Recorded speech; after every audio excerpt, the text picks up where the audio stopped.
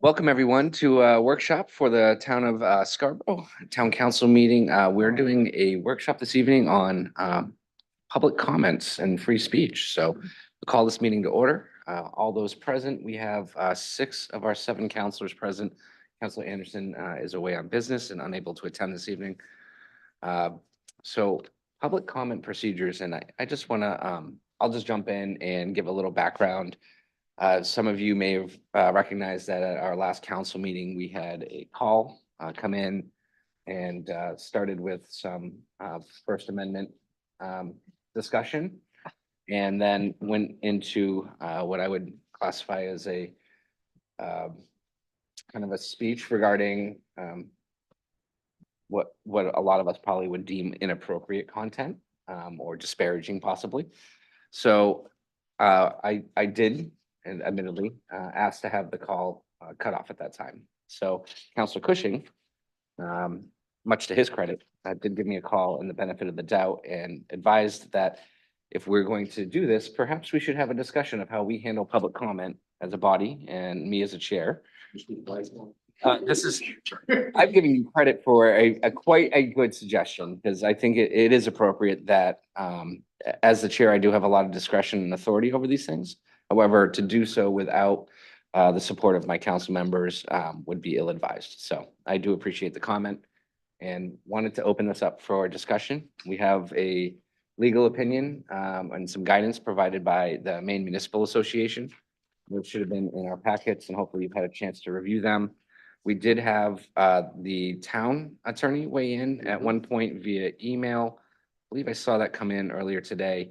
He had a couple other pointers to add on to how to maybe best handle that.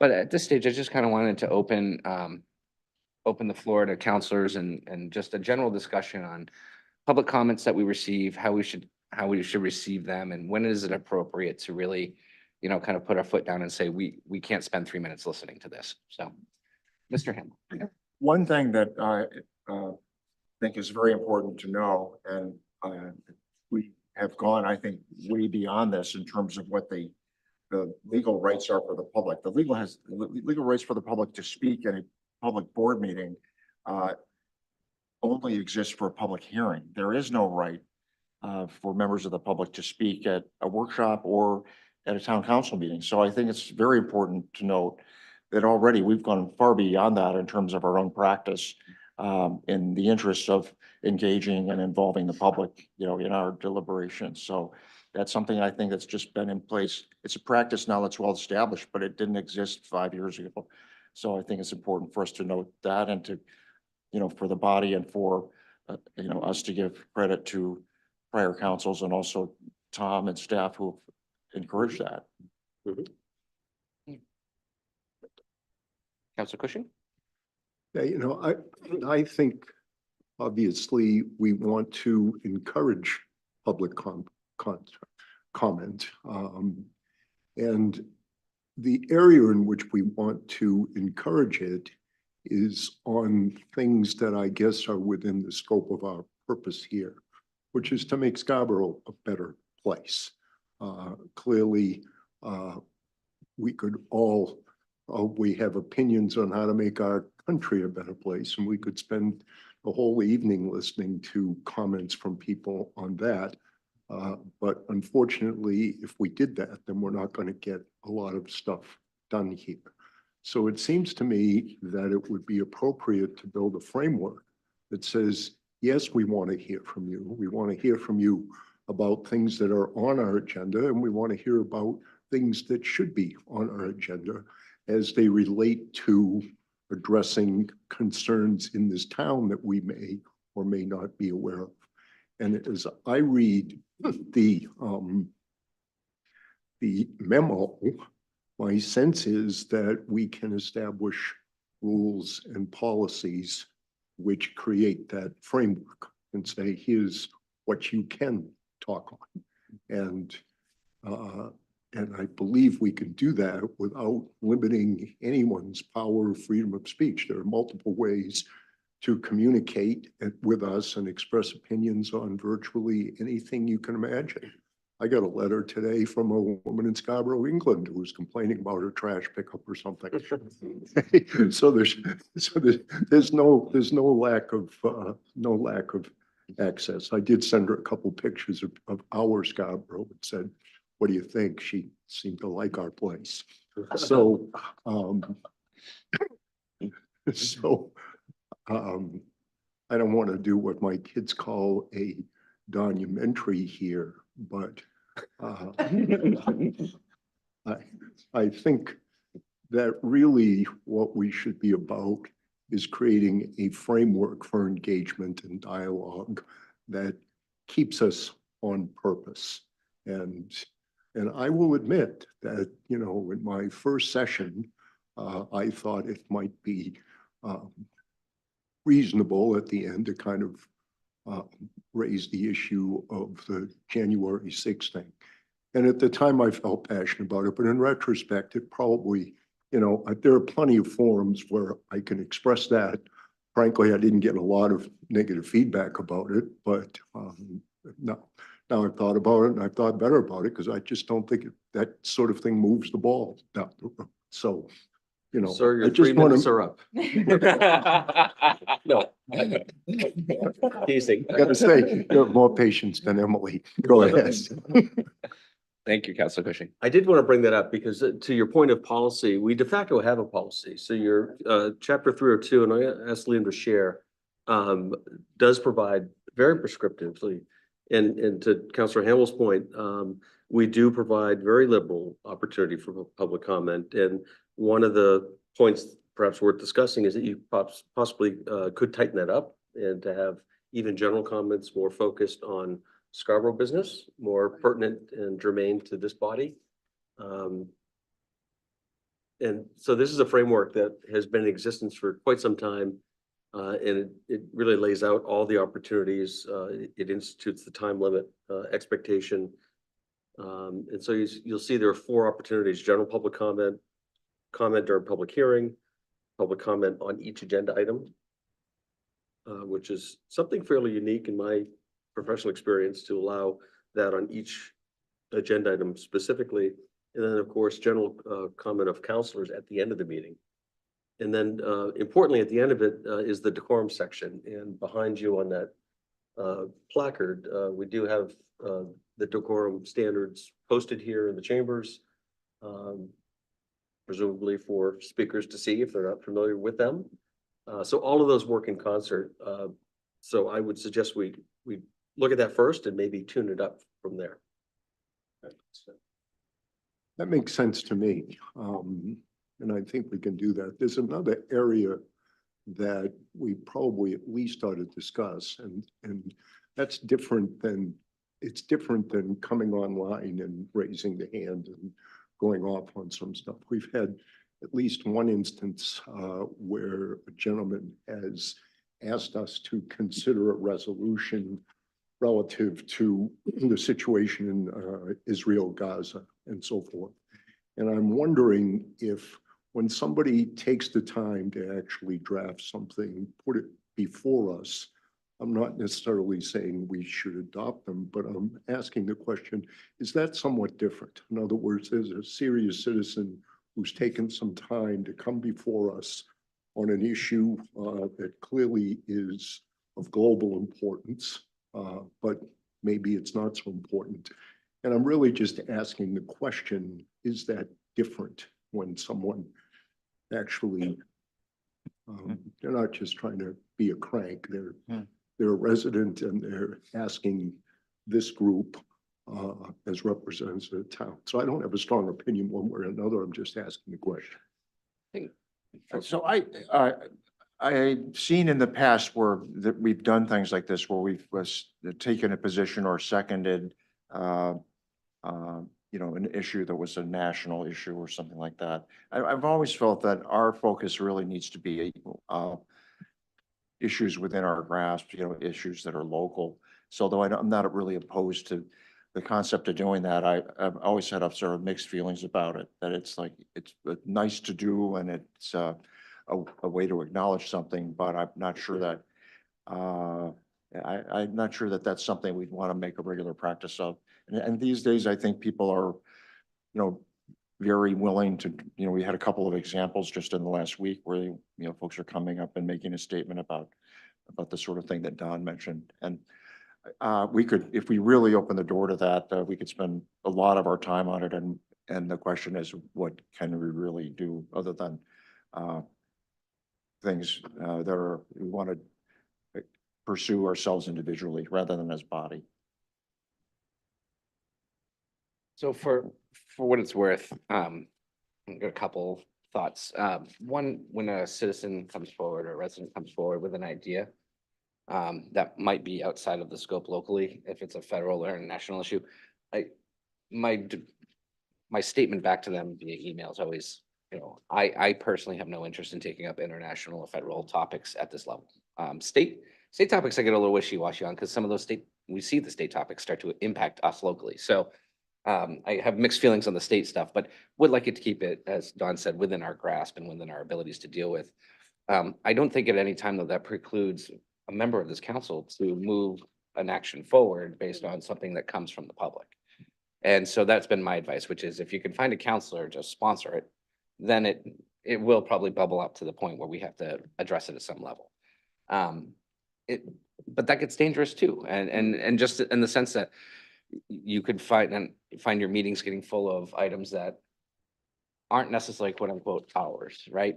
We might be talking about a lot of federal issues on an agenda if every counselor starts running forward with every idea that's coming from the public. So it's a slippery slope. Let's be cautious about it.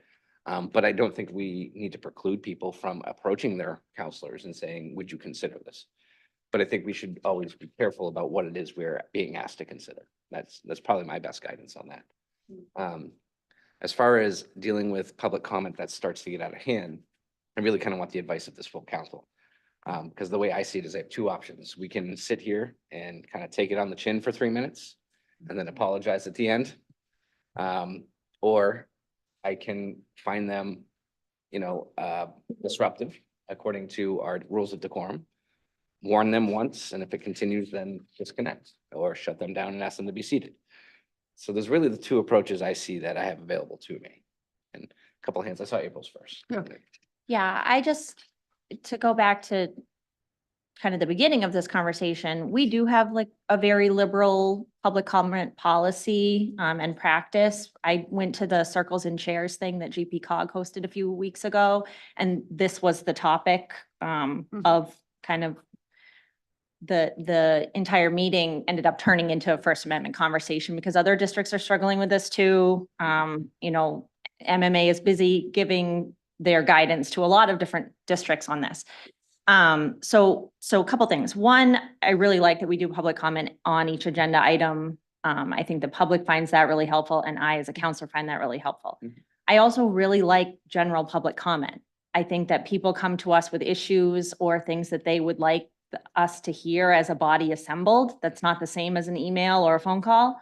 And so I would not want to pull back on that opportunity for our residents to come and speak with us, which means we have opened the door to anyone who wants to come and speak. And I think it's really hard, and I think it puts the chair in a really difficult position to make a judgment call on what's protected speech and what isn't. And just all of us having a working definition of what's covered by the First Amendment is probably helpful. But people can say some really horrible and offensive things at the podium, and it's not protected speech. They can, Right. or it is protected speech rather, and they can say their 3 minutes. And legally, it puts the chair in a really difficult position to try and shut that down. Mhm. And so I think we need to acknowledge as a council that by having that open public comment period, that there's more value to it than not. And then my personal preference is to just listen to it. I don't want to open the door to offensive speech that I personally might not like or agree with. But I just think it's really, really challenging for you, Nick, as chair, and whoever else sits in that seat to try and make a judgment call about when to shut it down and when to not. And especially if they're calm and not raising their voice and not doing things that are, threatening, like that's tough. Jean Marie? Yeah, the attorneys are pretty clear, or they seem to be to me, that commenting on anything that's a particular topic, you as the chair have the right to say, whoa, not here, not now, if they're off topic, or reining people in. That seems to be pretty clear. The issue seems to be, the potential issue does seem to be during general comment, and I, having sat here for as many years as I have, we've had some interesting characters come through sometimes who are very inappropriate, who are scary. And I wished, and we did shut them down, and I believe one of them at one point, didn't they try to sue us? They And I did. was like, and what happened with that? Do you remember? It was ultimately dismissed, Right. for technical reasons, but, Right. no, we were sued in federal court. Right. So that being said, which is like, to me, it's like, go ahead and sue me. I don't care. But one of the things we could do is was mentioned in the memo from our town attorney is not to have general comment up at the top of the meeting, move it down further. I know South Portland actually has, I believe it's 2 places for general comment. One is in the middle of the meetings and another one at the very end, if I remember reading there. But they took it off from the top for that reason. And I don't know, it would be interesting to know if if someone's being threatening, to me, that's pretty clear. If someone's being disparaging of another person, that's really clear. But I can see where in some issues it gets a little cloudy, because there was that really famous Supreme Court case on believe it was Louis Brandeis, who said that you can't yell fire in a crowded theater. That was like the limit of free speech in the particular case.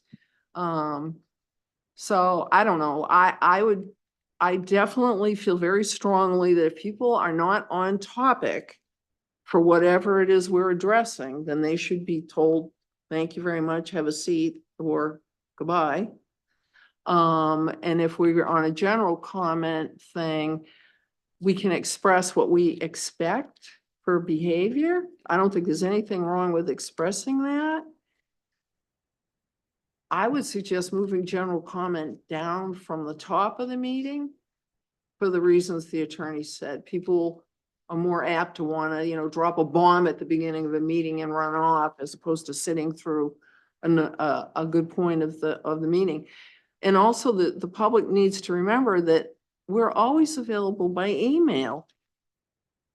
And you can get into email conversations with us as counselors, or make suggestions or whatever via email too. So anyway, there's a lot of ways to communicate with the council, but I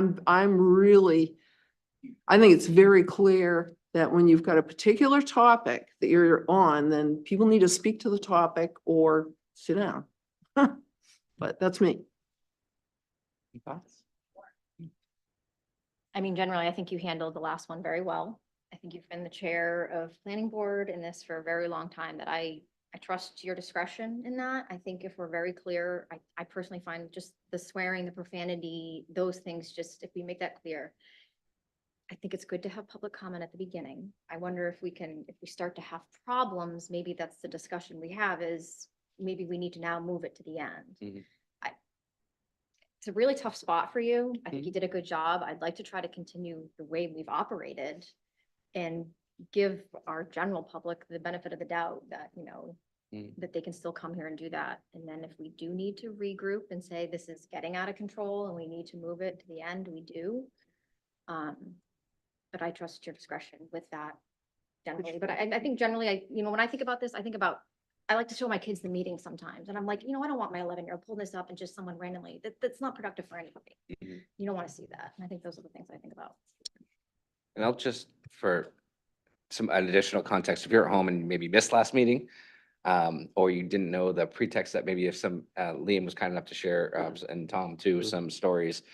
It's been known as called Zoom bombing, and Yeah. where people call into public meetings. They'll read you a First Amendment section, and then they'll dive into some, what many of us would probably classify as, inflammatory speech. And with the idea of trying to push you into cutting off and then claiming that you've stopped them from having their First Amendment rights. The idea being at some eventuality, probably end up in a lawsuit, or you'll be social media fodder for whatever sites they're operating within. We don't even know if it's happening locally, it's happening nationally. What I'm saying, when we don't know if the person that's calling in is actually a local person, that they could be from California for all we know. And so that's what's happening. And we experienced our first go at it last meeting. So I probably should have added that to the beginning of this, because I think I bypassed that step, that this is a trend that's happening nationwide, statewide. It's not just a one-off that happened last meeting to us. Yeah, It's, Councilor I, Anderson. I think it's really interesting, building on your comment, Mhm. Mr. Chair, is that we've only allowed remote participation since 2021. I mean, it's relatively new. So you have kind of like this sudden immediacy of things when you're talking about them, and, they happen very quickly, but there's also a permanency. There's a record now, there's a video record. In the past, not many years ago, if you wanted to find out what happened, you'd be reading minutes, okay? Now you're watching it real time, as long as you can stand it, watch it on YouTube. So and I know we're loading old favorites, now, from prior years. So it's just incredible how quickly this has happened, and including this issue of Zooming and bombing, so, times that we live in. April? What are the rules around allowing public comment over Zoom? Obviously, if we allow it here at the podium, I think that gets rid of a lot of some of the issues that we're trying to guard ourselves against. So if we're all in person, I know that if there's a counselor who's online, then the rules are different, and we have to, we do roll call voting, and I think we have to allow participation from the public the same way we're allowing participation from a counselor. Go ahead, Liam. Yeah, I think asking. the memo from MMA suggests that it says if the board allows public input from those present at a board meeting, it must allow an effective means of communication from remote attendees. Okay. I previously, though, had the same understanding that if a board member zoomed in, then you need to allow the similar function for those in the public. But this seems to suggest that maybe we have to require that or allow for that. Okay. I have a question. It has to do with when you have people waiting to get in. I know there are waiting rooms, because that's what I do when I'm teaching classes or meeting with clients via Zoom, that there's a waiting room, and then you let people in who are allowed to be in, but are there ways to vet people so you can know for a fact? Oh, I'm sorry. Are there ways to vet people or? Yeah, so the function we use with Zoom is a webinar. So everyone is by default an attendee unless we bring them in as a panelist, or we allow them to speak, which is why we're able to disable the speaking function, is because we have total control over that. A Zoom meeting is slightly different. That's where, again, at the beginning of the pandemic, I think people were using the meeting platform from Zoom, and that doesn't allow the same sort of gatekeeping. So there are a lot of hard lessons learned 3 or 4 years ago. We've sort of been preparing. I mean, we actually spoke with the last council leadership when these instances really started ramping up in our municipal neighbors. We did talk about an additional kind of administrative registration process where not only would they register through Zoom, but they'd also have to send an email directly to myself with their credentials so that we could kind of verify them as an attendee kind of cleared to speak. I think at the time that felt kind of too administratively burdensome. So I think, looking at this memorandum and some of the suggestions from the technology standpoint, I think we're doing a lot of those. There may be some additional level of authentication that we could utilize that we're not currently, that I need to speak with IT about. But I think just from my perspective, I think the two things that kind of jumped out at me was, and actually to Councilor Cushing's first point around, trying to put parameters around the open public comment, general public comment. And I think the example they used on page 2 of the memo was concerns relating to your municipality's government business. And Mm. so I wonder if at the onset, maybe that would be a good framework to put in. To simply say, and again, to the broader point of this is kind of, you can speak to us about anything not on the agenda that's kind of within our purview. And that might give the chair, who has to kind of police this real time, if it seems like the subject matter is deviating away from something that's within your purview, that one may be a more comfortable thing to say, can you help me understand how this is related to the town of Scarborough's town business? And perhaps that would be the easy out. The other thing, just as an interesting comment, because I'm going to see the rest of my time. They did actually call out home addresses, and I think as a matter of practice, we typically say, can you please identify yourself and your address? And they suggest that we actually shouldn't have that as a part of our practice. So that'd just be one more piece as we're kind of going through our opening introductory comments to ask to identify them, but perhaps not ask for that information. Thanks, Liam. Councilor Cushing. So Liam, you're saying that in your opinion, we could establish some parameters, i.e. some little paragraph that kind of says, if you're about the town's business, we're all about you. And if it appears to be going off, for example, if we use the last person, I'm not sure how citing Supreme Court decisions affects us here in the town of Scarborough. And so I think in that case, it would be reasonable to put that out there to give the chair discretion to inquire. And if it's irrelevant, say, why don't you write to us and we'll consider it. And I think the second thing would be that I believe it should be in the chair's discretion to sort of enforce, I guess, the rules of decorum. You know, we all abide by them here. You know, I think I said to Jean Marie at some point that I might be the first one to violate one of those rules of decorum with allowing my mouth to engage before my brain. But we all try very hard not to go on the public record with any expletives, etc. And I think it's reasonable to sort of expect that those people who are addressing us do that, and that they're not hateful and disrespectful. That's a judgment call. But I think, what was it, April or Karen, maybe both of you, who sort of said, look, this hasn't been a big problem before. And I think one way to make it a big problem is to get too heavy-handed with pushing back, because there'll be those who want to test it.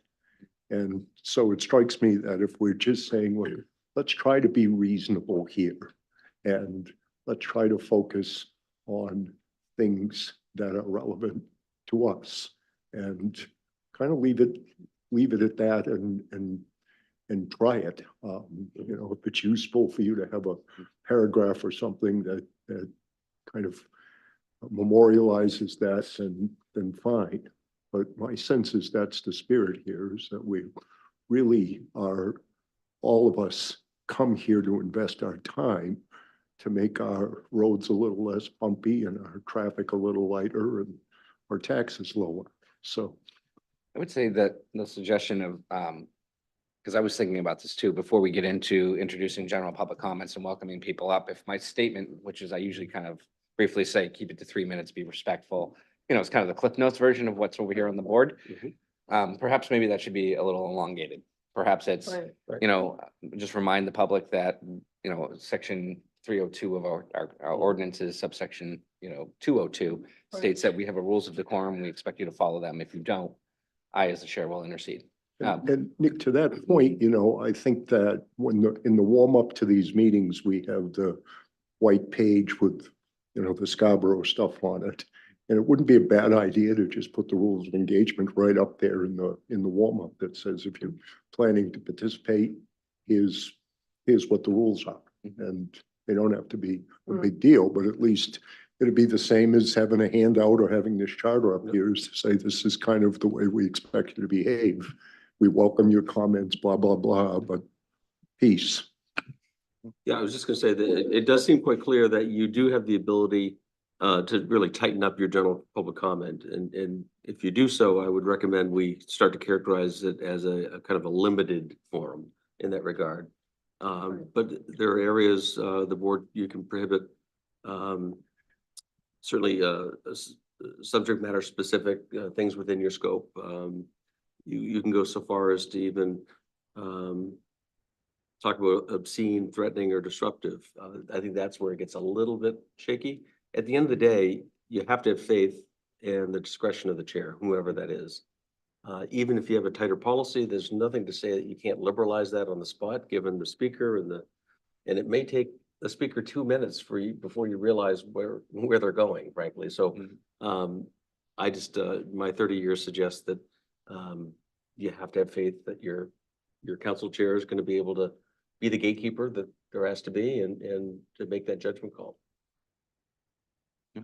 No pressure, Nick. None at all. Quick question, though. I wanna do a little exercise, if you don't mind.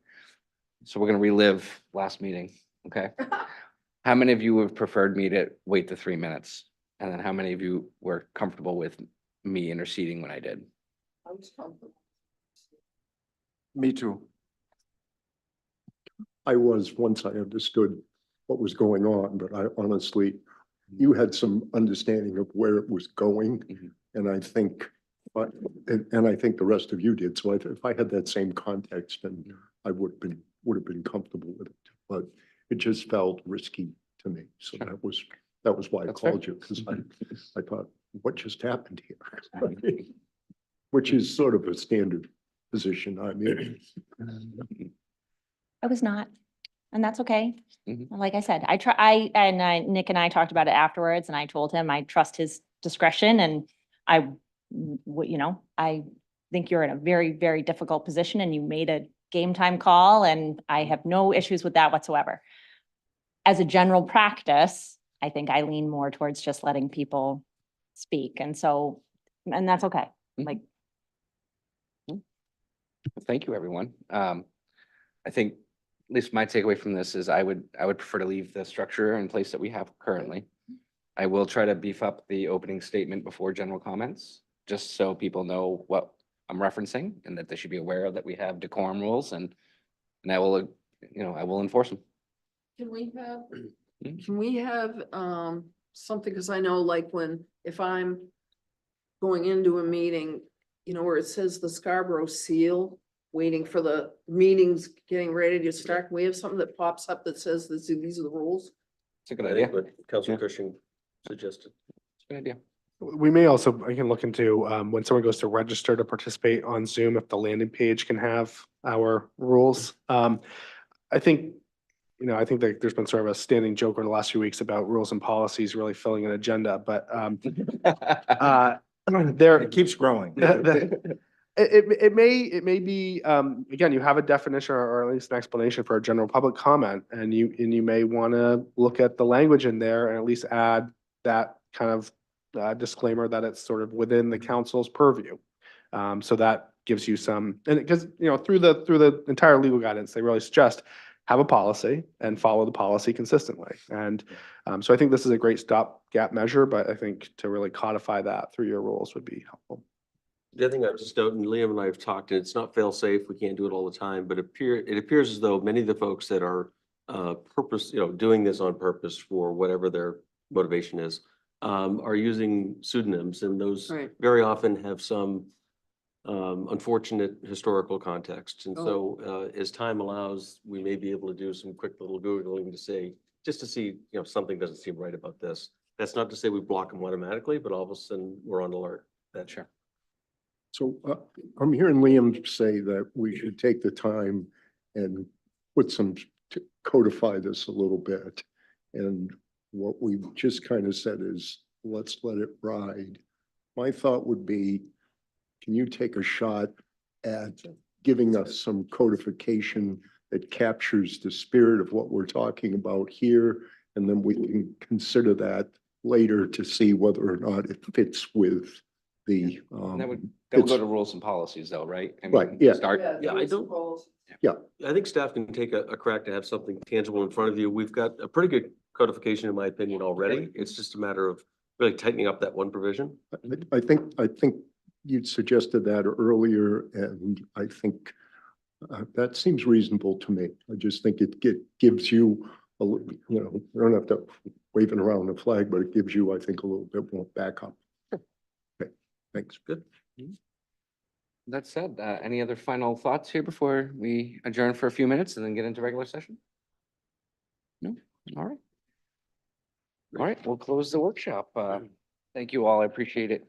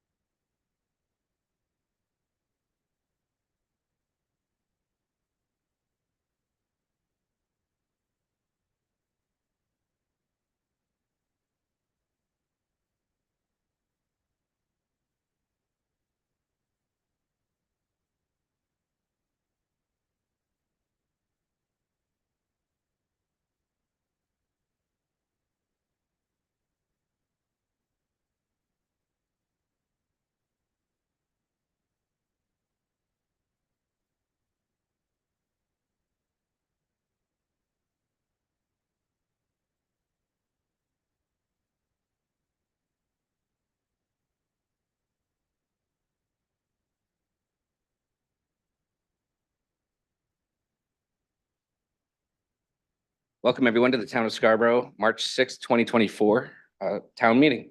If you can all join me to pledge of allegiance, please. To the flag of the United States of America and to the republic for which it stands, one nation, under God, indivisible, with liberty and justice for all.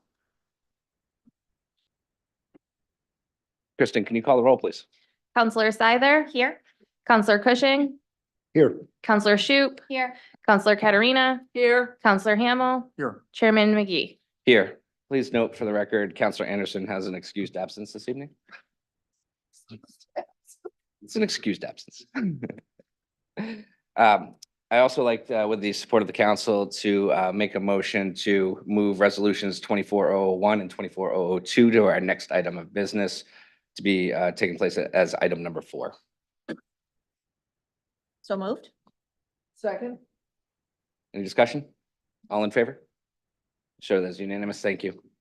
Our next item tonight, and for those of you at home, we do have the wonderful benefit of having a room full of our best and brightest, our strongest and fastest athletes. We're super proud to have 2 teams this evening that are brought home state championships to Scarborough. So first, we're gonna resolution 24001. It's an act on the request to approve resolution 24001, recognizing the Scarborough High School boys swim team on winning the Class A championship.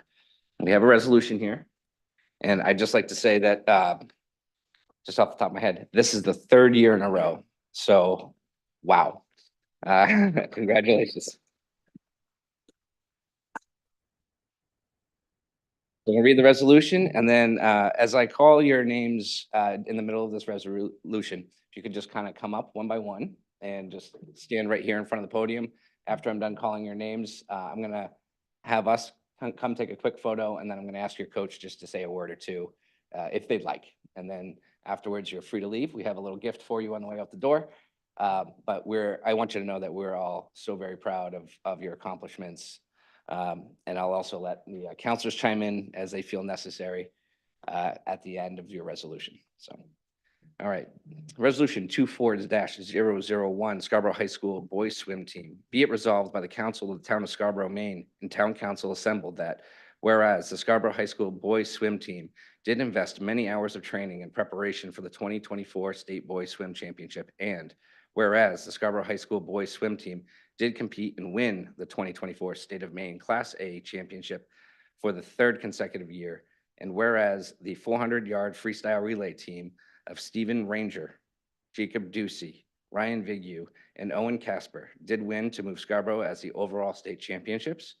Now therefore be it resolved by the Scarborough Town Council and the Town Council assembled that the following members of the Scarborough High Boys Swim Team and their coaches are hereby recognized for their great honor that they have brought to their team, their school, their families, and the town of Scarborough. The Scarborough Town Council is proud of their efforts and their hard work. For our freshmen, we have Nolan Green. Nolan Green, if you're here, if you'd like to come up.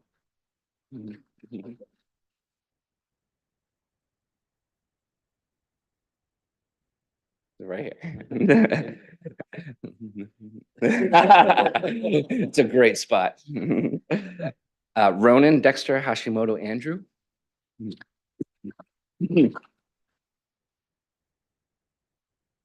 Thomas Ocampo, sophomore.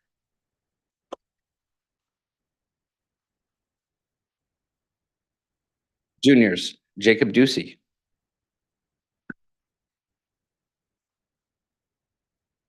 Connor Killip.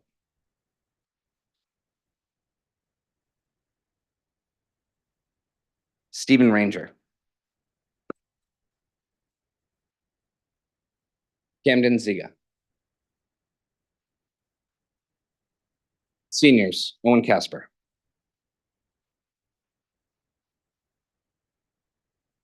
I'm going to apologize for the pronunciation of this last name, Haniel Nayidse.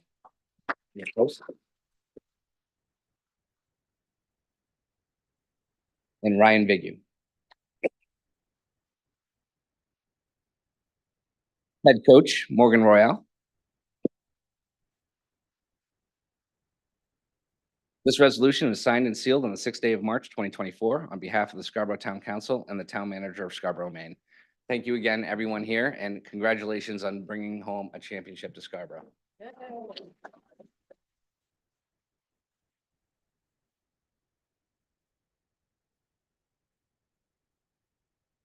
Sam Monkford, as the assistant coach, also deserves to be up here.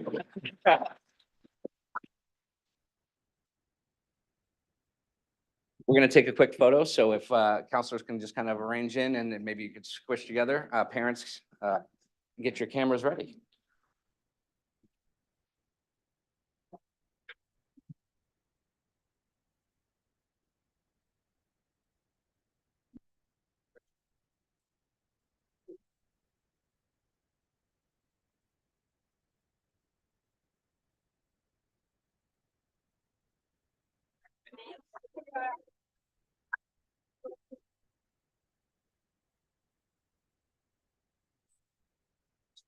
Right, let's go.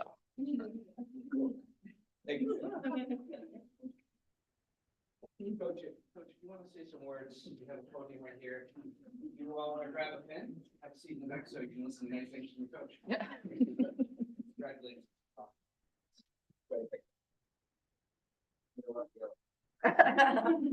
Have a seat back where you were, guys.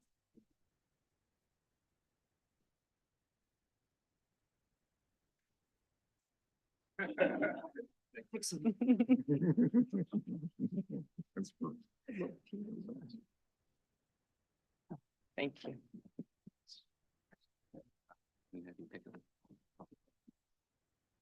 Okay, thank you.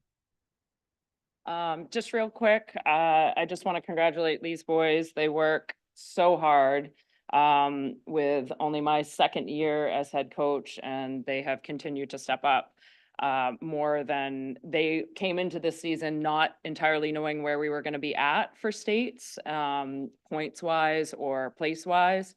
But that didn't stop them from working hard every single day at practice, even though I think every sickness possible went through our entire team this season.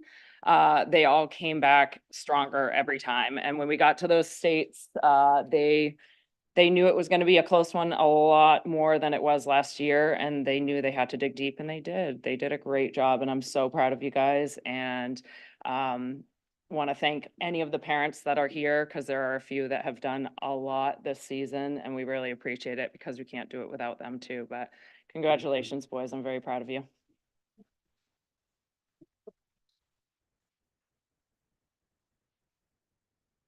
Thank you again. Counselors, any comments to offer? Oh, yeah, we have to vote on the resolution. Do we have a motion? So moved. Second. Any discussion? This would be a good time for comments. Yes. I just want to say thank you. I was really pleased to read about, well, actually I didn't read about it. I think Council McGee called me and said, oh, the boys won. So congratulations. With that, all in favor? I show that is unanimous. Congratulations. Thank you again. Appreciate it. All your hard work and efforts. Our next item, also wonderful. Resolution 24002, an act on the request to approve Resolution 24-002, recognizing the Scarborough High School girls indoor track team on winning the Class A championship. What a thrill. This is awesome. So here's our resolution this evening. It's Resolution 24-002, Scarborough High School Girls Indoor Track Team. Be it resolved by the Council of the Town of Scarborough, Maine, in-town council assembled that, whereas the Scarborough High School Girls Indoor Track Team did invest many hours of training in preparation for the 2024 State of Maine Class A Girls State Indoor Track Championship. And whereas the Scarborough High School Girls Indoor Track Team did compete and win the 2024 State of Maine Class A Championship. And whereas sophomore Laurel Driscoll broke the school style record held since 2007 at the States, running a 5:06, and was lead scorer with 20 points, followed by seniors Kylie Record with 13 points and Bailey Stoddard Bauman with 11 points. Now therefore be resolved by the Scarborough Town Council and the Town Council assembled that the following members of the Scarborough High School Girls Indoor Track Team and their coaches are hereby recognized for their great honor that they have brought to their town, their school, their families, and the town of Scarborough. The Scarborough Town Council is proud of their efforts and hard work. We have sophomores Laurel Driscoll,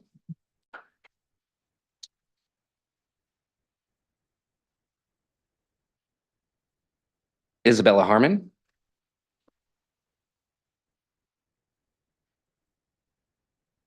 Maya Taylor, juniors Caroline Benson, Amelia Caruso, Carmen Davis, Maya Marquis, and Ella Schultz.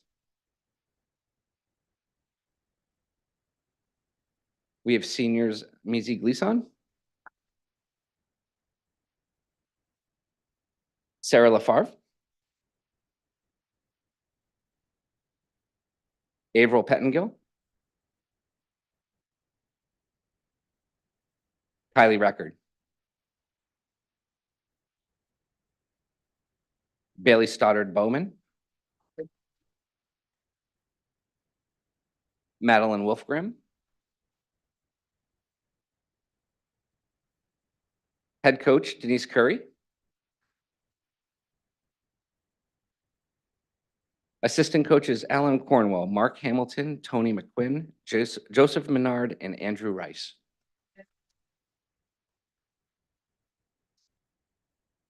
This is signed and sealed the 6th day of March, 2024 on behalf of the town of Scarborough and the town manager of Scarborough, Maine. Congratulations to our Class A girls state champions.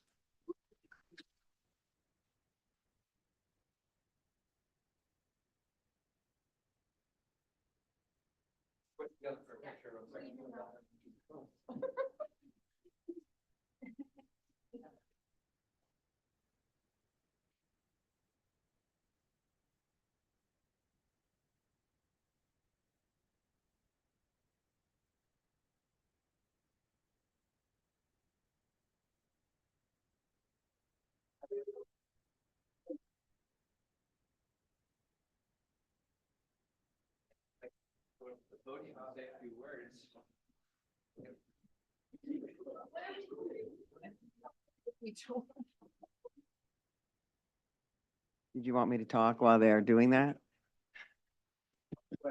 Okay. I'll wait till they sit. How's that?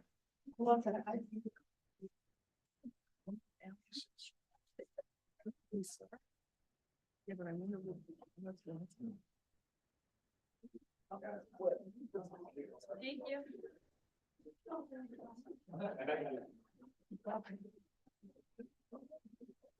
What are they? Do I get one? Thank you.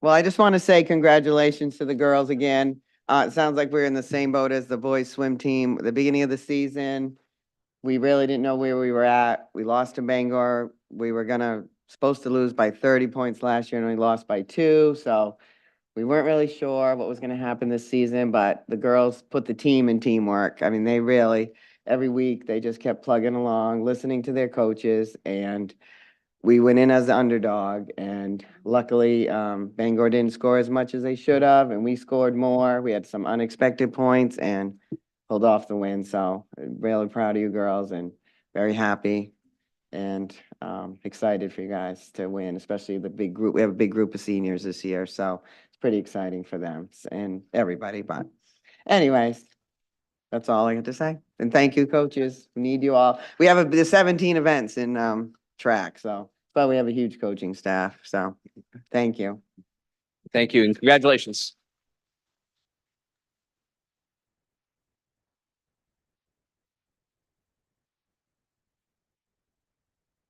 Now, if any of you are staying because you think you have a civics credit due, you'd be deeply disappointed.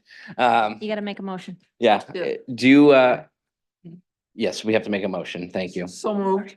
I've got a, Second. I got a motion, second discussion. Yes. Yes, Jean Marie. Yeah, I'm a former track official and I was very impressed with the results. And I need to tell you that my brother, John Katarina, coaches the Gorham girls. And they were like, he called me afterwards. He's the one who told me that you had won. He's like, oh, Scarborough won. I'm like, what do you mean, ooh? But anyway, so congratulations. Thank you all. All in favor? I show that as unanimous. Thank you very much. Take a quick 3-minute recess. If we want to shuffle out, you're free to leave and then go about your evenings, or you can stay and watch some civics.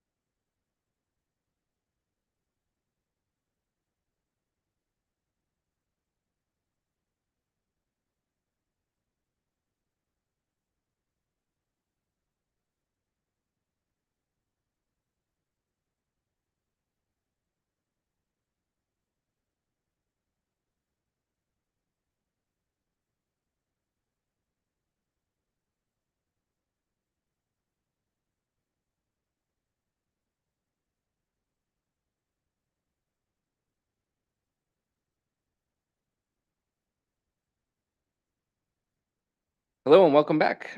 We are on to item number 4, which is general public comments.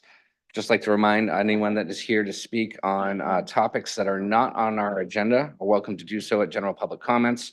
We ask that all people participating in general public comments remember that we have chapter 302 of our local ordinances, subsection 202, which state that we have rules of decorum to follow. We ask that all questions or comments come through the chair, be directed to me, and also that you be courteous, respectful, and please do not say or do anything profane. We appreciate that. With that, you're welcome to approach the podium. You have 3 minutes to speak. We ask that you just state your name for the record. Welcome, Mr. Pritchard. Jim Pritchard, Maple Ave. I'd like to address the issue that you talked about in the workshop. On the agenda, in the middle of it, you procedure for addressing the council. I'm wondering if it might be proper to cite the chapter, paragraph, and even put the citation on there so people will know. That might help the chair from having to repeat it to everybody that comes up to speak. Thank you, Mr. Pritchard. Good suggestion. Any other public comment this evening?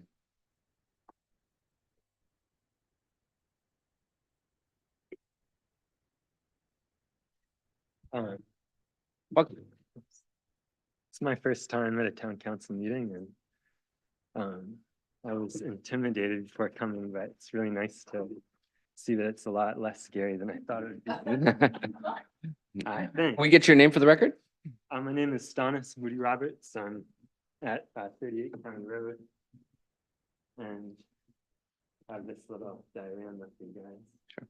And Stan, just so you know, there's a little light in front of you. We start a 3-minute timer. When you see it start to blink red, that means you're out of time, just so you know. Thank you. All right. Prepared some notes because I'm not a very good public speaker and also feel like I'm on the verge of tears.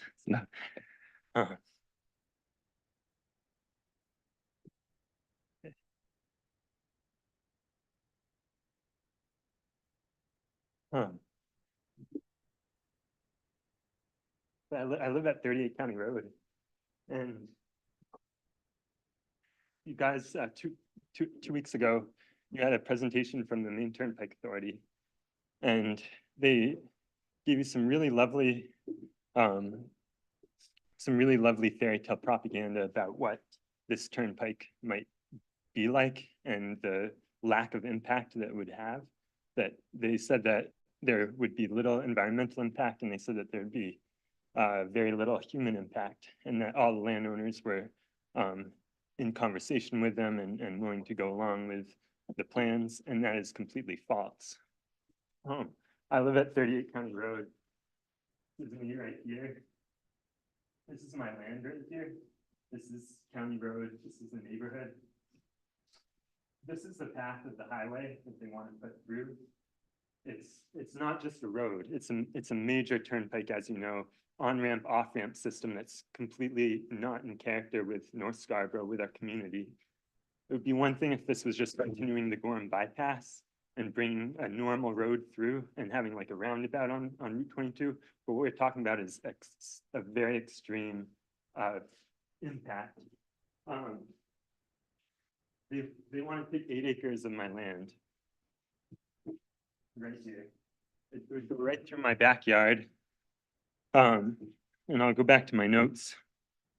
See, my time's running out.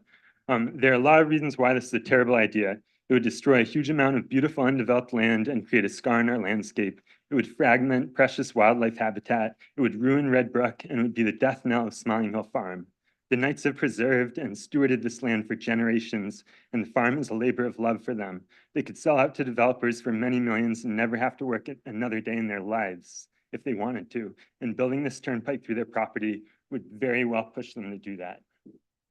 But on a personal note, it would destroy my home that I love and that I hold dear. I built my house with my bare hands, and I love my land where I live more than anything. Unlike what the MTA fabricated for you 2 weeks ago, I will fight the seizure of my land to my last breath. I will spend every penny fighting it in court, and I will then chain myself to the trees. So please, please think this through carefully and realize the immense damage that building this highway would cause before you go about supporting it and destroying all the lives of those of us in its path. Thank you.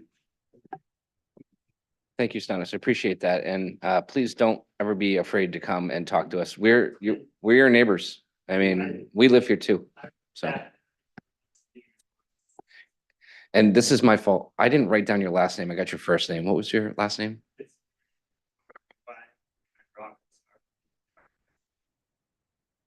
Well, we do appreciate it. Thank you.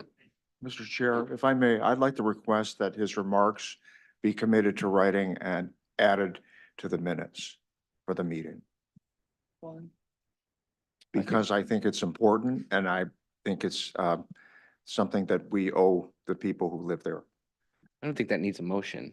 Correct me if I'm wrong. I think as far as recording the minutes of the meeting, capturing the public sentiment, we can have that transcribed, correct? I mean his verbatim statements, not a characterization, a quote, if you have it in writing. Would you be willing to submit your written testimony to us via email with that? Thank you. We appreciate that. Yeah, thank you. Any other public comments this evening?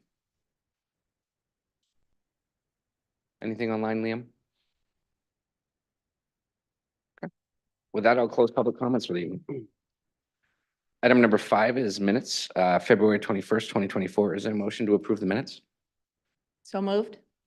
Is there a second? Second. A motion and second discussion. I noticed one typo. It was third, fourth line in. It says oh no instead of on. I think there's just a extra O stuck at the end of Might have been a it. no-no. I think they call that a Freudian slip. So, sure. So that would be my only amendment to it. I'm sure we can clean that administratively. Okay. Any other discussion? All in favor? Show that is unanimous. Thank you very much. Next item is adjustments to the agenda. Any other adjustments to the agenda this evening? No. Okay, item 7 was items to be signed, the treasurer's warrants. I did those prior to the meeting and I did turn them back over to Kristen. Item number 8 is the town manager's report, and he's conveniently left. I know, I was gonna say, where'd he go? He's getting Mr. Moody Roberts' business card, so he'll be able to contact Tom directly. So Tom will be right back. There he is. I tried to stall as long as I could, but I was out of substance agenda items.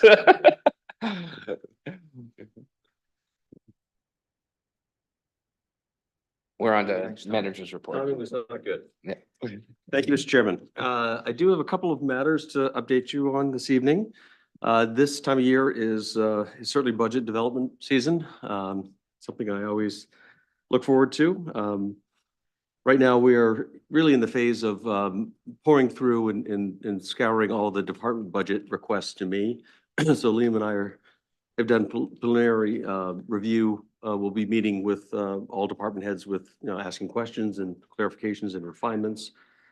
For the school board's part, they're equally fully engaged. In fact, I believe you're all aware and invited to their review sessions. Those are scheduled for March 18 and 19.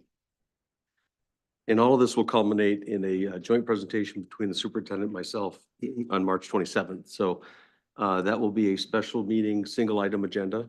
And then the expectation is that the first reading would be considered at your first meeting in April. For its part, the town's finance committee is looking to do things slightly differently.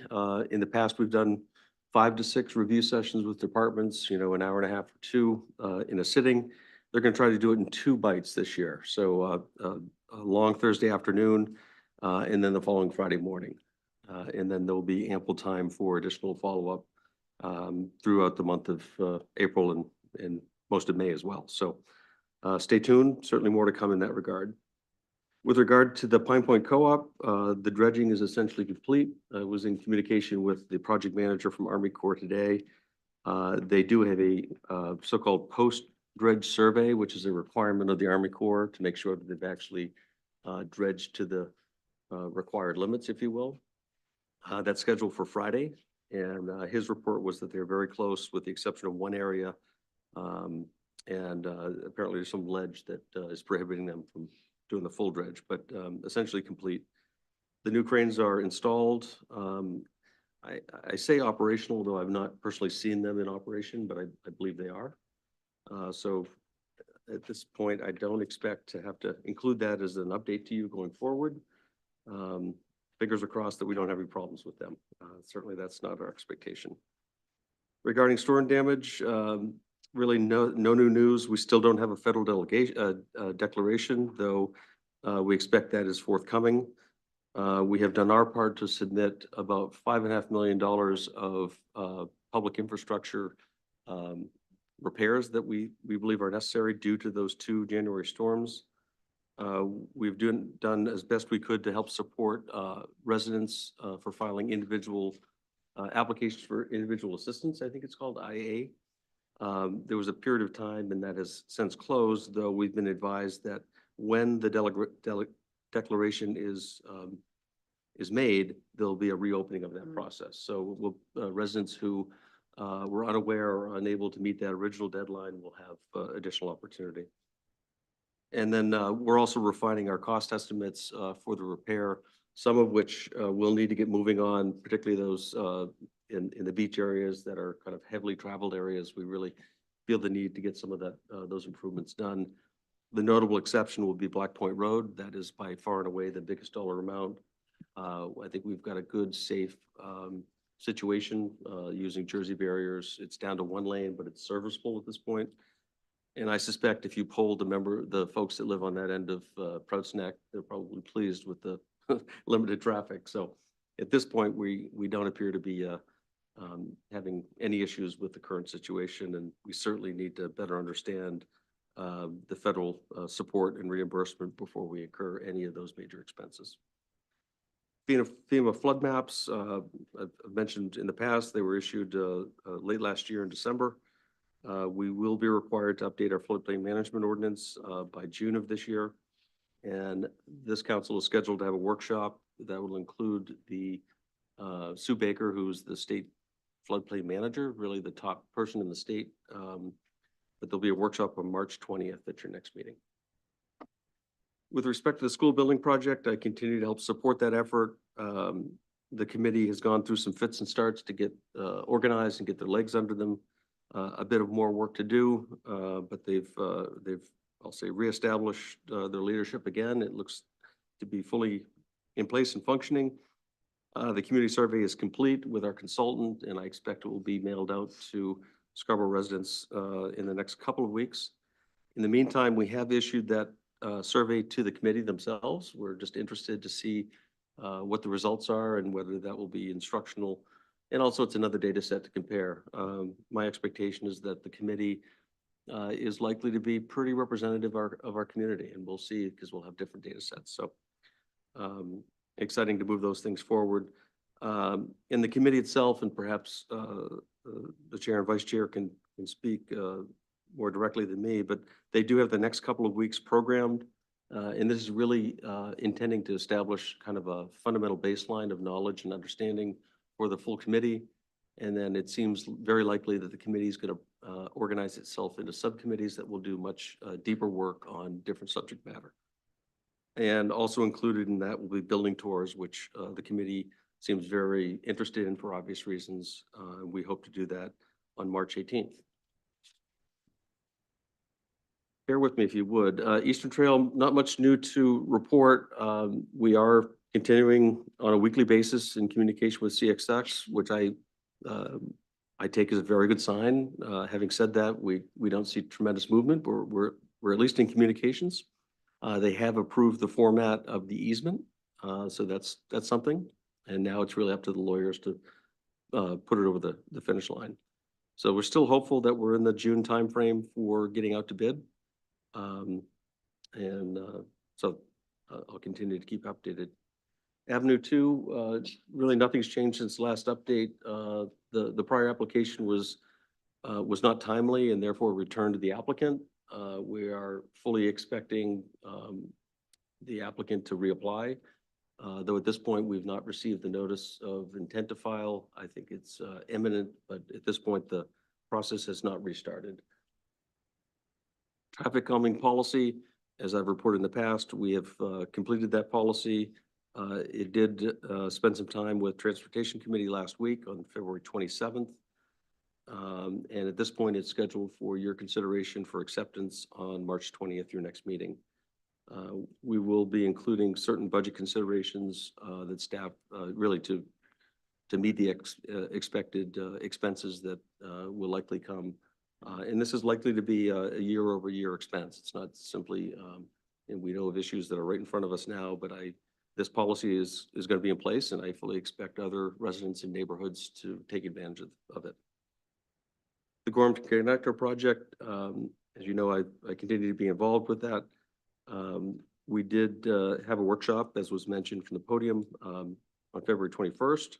I know they're open and available to come back to you if and when you wish, and can go into in better detail. There was a stakeholder meeting on February 28th that I was part of, and there'll be the first public meeting at the Gorham Town Council chambers on March 25th. Finally, with respect to Alder Hall, I continue to work both with the Historical Society and Land Trust, and I'm really searching for the win-win-win solution to that end.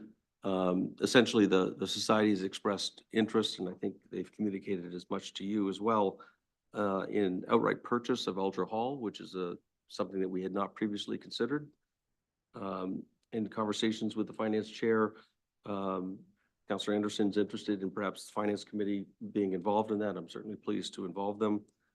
And tomorrow morning at 8:30, we're actually touring a property that the Historical Society owns that they have intentions to sell in the open market. And I'm interested in exploring as to whether that space could meet some or all of the needs of the Land Trust. So I'll have more to report next time we convene. And I was gonna make you aware of a Maine Water open house, but that was actually today. So My wife went. oh, good. I know Councilor Hamlin and I went to the groundbreaking. Yeah. And Chief Kindellan was there before. That's right, Kinlan, that's right. But it's a very impressive facility, and it services just a small portion, actually the Pine Point portion of Scarborough. So with that, I'm available for questions. Any questions on the manager's report? Councilor Hamlin. Yes, thanks. I had a couple of questions. I know that we responded very quickly in trying to help residents who suffered damages from the storms, primarily the two storms in January. And I know there was big news about the congressional delegation and Governor Mills seeking a disaster declaration. I think it's really important that we pin down that date so that private residents don't miss the opportunity to submit their claims for damages to FEMA, SEMA, and MEMA, I guess are the agencies. So they're evil twins or triplets, I guess, but those are the origin agencies that respond to this. So I want to make sure that we are not missing anybody. And I think it was about 60 or 62 people who had actually filed damages as of the end of January. So I think it'd be very helpful for us to kind of track that on a monthly basis so we don't miss anybody. And the other part of it is I think it's not certain yet whether or not business damages have also been included. I know they're not part of the public numbers, but it's not clear to me if they're a part of the private numbers and what the process would be for making They sure are we don't tracked miss them. separately, and I can get you that. I believe the Small Business Administration is helping support that cause, but there certainly is a defined group of businesses that have submitted claims for damages of one sort or another. Thank you.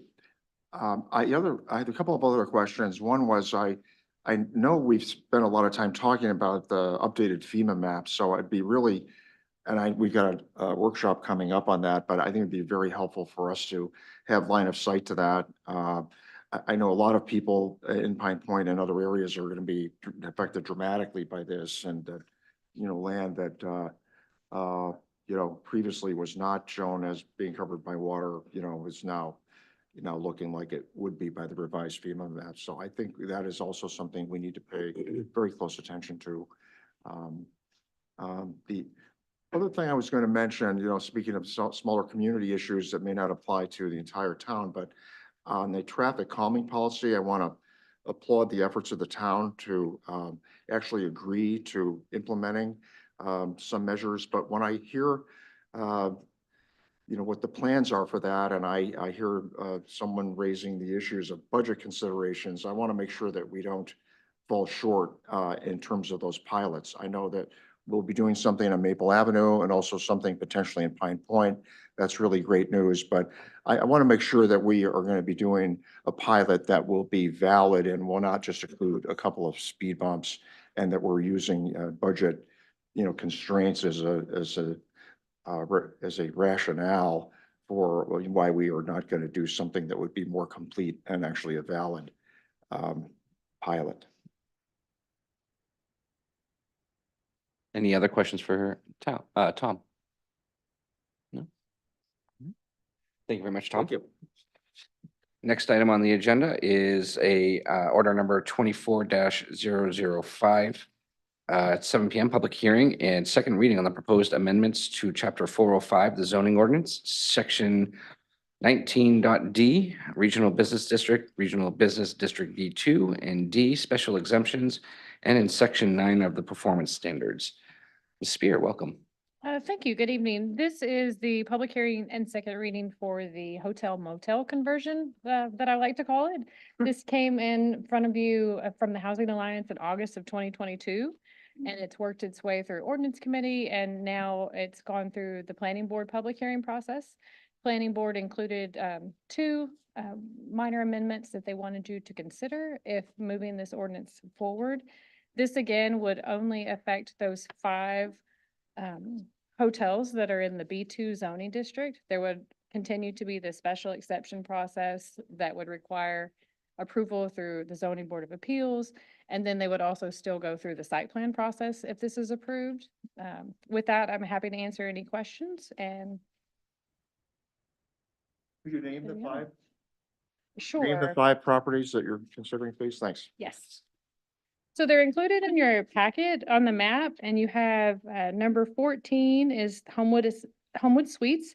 Number 11 is the Fairfield Inn. Number 5 is Candlewood Suites. Number 17 is the Residence Inn.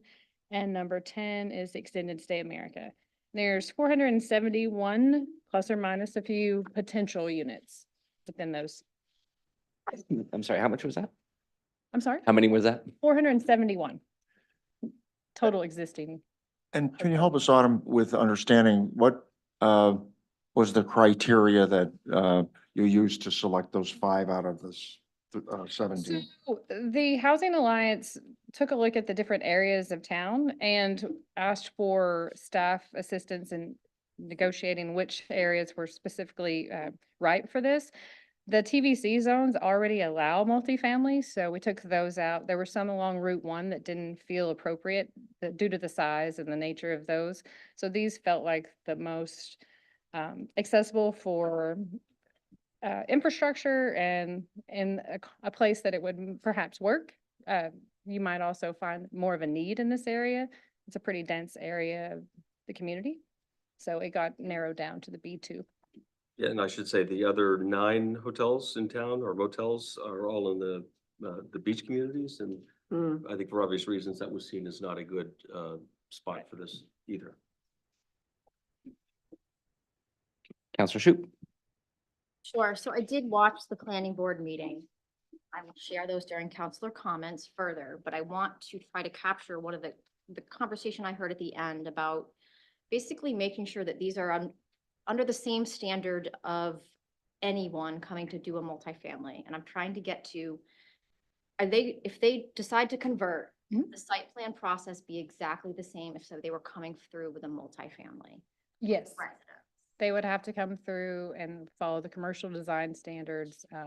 But before they even get there, the special exception process has to be followed, and that has a number of stipulations that addresses noise, traffic, and all those things. And then the site plan process also has to address the performance standards that are specific for this use. So Because it's I heard a pretty strenuous process. specific, concerns about open space and Right. children. And I think I wanted to confirm that this was going to be put through that same rigor. Yes, Okay. most definitely. Any other questions for Autumn? None of the corporations that own these buildings have come forward and requested this. Is that correct? This is. That's right. Correct. So this is not a new idea. I remember it coming up a year or so ago, maybe 2 years now. 2022. Time flies when you're having fun. And it was originally the Candlewood Suites, or it was Yes. over, okay. So I do remember that, and there was an extensive discussion about it. However, my memory over time is not as good as it used to be. But I remember there was a fairly thorough discussion. But for whatever reason, this seems like it's just going very quickly. I know we're here already this is the public hearing and the second reading and the vote. So this is not I'm not looking for an answer. It's really sort of a lament, if you will. Do you want to save those for discussion? Yes, sorry. I lose my place, That's fine. procedurally, Yeah, I just want to make Thank sure you. that we're asking Autumn the technical questions while we have her as a captive audience. Thank you. My apologies. Any other questions for Autumn? No? Okay, so with that, we do have the opportunity for public comment on this item. Welcome, Ms. Bristol. Thank you. Allison Bristol, 6 Bayview Avenue. And first, I want to thank the council for the opportunity to make public comment. It's very much appreciated. I just want to start with a few stats. So I don't run out of time. So the state has told us, and correct me if I'm wrong, that the state needs 84,000 housing units by the year 2030. So that's 12,000 units a year. Scarborough represents 1.6% of the state population of 1.4 million. 1.6% of that 12,000 a year is 192 units a year as our fair share. The rate of growth ordinance, if it's prorated per year, is 228 units a year, 20% more than the state is said is required by 2030. And it doesn't include the affordable or the workforce housing pool. So we're already contributing more than 20% to what the state has told us they need. There's a lot to get your arms wrapped around with this ordinance, and the cover for tonight is a little unclear as to whether or not we're still talking about a special exception or if we're talking about drawing from the affordable workforce pool that's in the rate of growth ordinance, but in any event, what I'm scratching my head over is that what we seem to be doing is to allow someone who's redeveloping these properties to convert them, to only make 50% of them affordable or workforce housing, and only 10% need to be affordable. So as Autumn said, the 5 B2 district hotels have 471 rooms. So just hypothetically, to use this as an example, the largest, I used the Fairfield Inn because it was the largest. Candlewood has 94 units. Fairfield Inn is 115. For the sake of discussion, let's say that the 115 rooms convert to 80 apartment units. So in order to gain, so 50% would have to be affordable workforce. But in order to gain those 40, there is also the potential to gain another 40 market value units. And if the town is allowing the 50-50 split, why wouldn't a developer want to approach it that way? The B2 district is not included in the rate of growth areas, so where would the market rate permits come from? If the 40 affordable permits are pulled for this project, and the Downs also in the next 3 years has the ability to pull 40 to satisfy its 3-year requirement, there's 80 units right there. And that pool is open-ended because the way the ordinance is written, the council has at its discretion the ability to refill it. So, you know, what happens when the pool needs to be replenished when the next opportunity comes along? So I'll wrap up and I'll just respectfully remind council that 75% of Scarborough taxpayers have said in town surveys that growth is their #1 concern. As it has been in the past, affordable housing should be the responsibility of the developers, not the taxpayers. I would encourage the council to revisit the GMO and the now abandoned 10% requirement that has been in previous GMOs. Thank you very much. Thank you, Ms. Bristol. Any other public comment? All right, with that, I'll close, Liam, we're all set online? All right, with that, I'll close public comment. Is there a motion? So moved. Second? I have a motion and a second. Discussion. Counselor Katarina. All right, here I go. As folks know, this has been something that I've been passionate about even before COVID, and that being workforce housing. In part because, you know, those of you who know me know I'm in the real estate sector, and things have gone crazy, absolutely crazy, and went crazier during COVID. And just so the public will know, I did send a testimony, so to speak, to my fellow counselors prior to this meeting, because I wanted to just get some facts and figures out there, but I'll read some of it. I won't read all of it. But basically what I wrote was that during COVID, this opportunity arose. And actually it was before 2022. It was 2022 when it landed officially. But that being said, because a local short-term stay suite-based hotel, Candlewood, had a developer who was interested in buying it, and the owner was interested in selling it. And I know there's a movement nationally to do conversion of these buildings that are already in place, that already have a bedroom, already have a bath, and have potential, you know, kitchen facilities into so-called workforce housing. And currently the Scarborough Ordinance definition of workforce housing, and now I'm going to read, currently the Scarborough Ordinance definition of workforce housing is housing that can be afforded by those who earn below 120% of regional wage as determined by HUD. And I did put the numbers in this letter, and what's interesting for a lot of people, when I tell them the numbers, they're like, what? And I'm like, so a family of one, 80% of AMI for Greater Portland metro area is an income of $66,250. 120% is 99,000, and that's for one person. And so I know I should never say I know, but I understand if people go, well, what are you talking about? They can't afford to live anywhere. So I also did something with rents. But the allowable rents, let's just do that with workforce housing, is for a one bedroom for someone earning 80% is 1656. And 100% is 2071. So let me go back up to my letter here. So folks earning that amount wages are teachers, restaurant workers, public safety workers, nursing home employees, bank tellers, and others on whom our local economy depends. A rule of thumb for housing expenses that one should not spend more than 30% of gross on housing, including utilities. Lenders use that ratio when determining mortgage eligibility. Landlords use that amount to determine eligibility to rent as a base. I am, again, as you know, I'm acutely aware of lack of housing in Scarborough in the immediate area that can be afforded by the average worker. It is out of control.